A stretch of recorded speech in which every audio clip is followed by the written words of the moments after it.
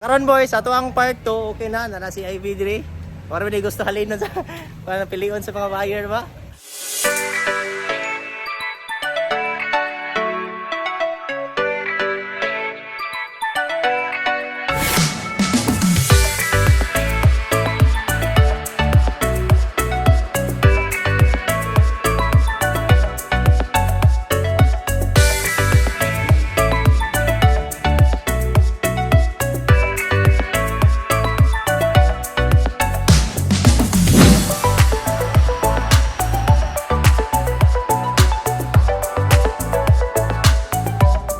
Good morning mga boy, nung sa si Mr. Suave. Nanasad ko.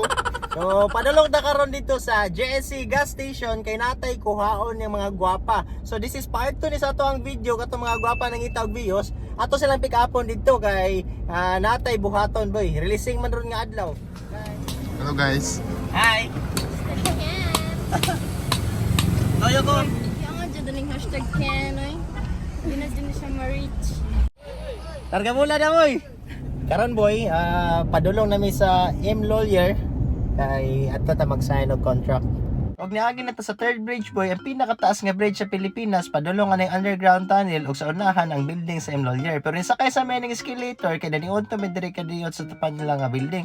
So pag human na mo kaon, ibalik mi diri sa building boy, kay ara man mi diri mag-sign og contract. So nagpaabot sa may kadiyot ni Sir Ariel. Wa nagdugay, nabot si Sir Ariel kay tagaan mi instruction sa nga buhaton pero nilagbok sa midaan para human-human na ba. So pag human na mo contract, pictures na kadiyot. Dayon, sakay ta balik sa sakyanan kay ato ang buhaton karon is mapadung na punta dito sa opisina. So makaagi na punta balik sa third bridge. Nindot ni boy kay naka-solar tanan. Lights dito atong sa dalan sa SRP. Wa nagdugay boy, nabot na may diri sa shop. So nanganaog sa nila sa daan para hinihinit ta og tikang padulong sa unahan.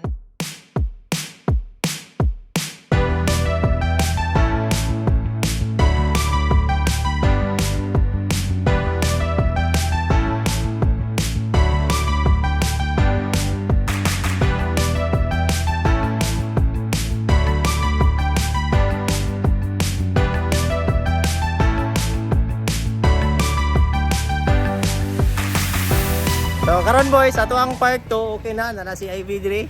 Para may gusto halin sa para pilion sa mga buyer ba? Eh kao ba na to ihang kuan pa okay ra ang unit dai. Okay kayo. Hindi na duty. Nasa kaluha boy nray, nasi nang baring. Og si kan, og si Ann.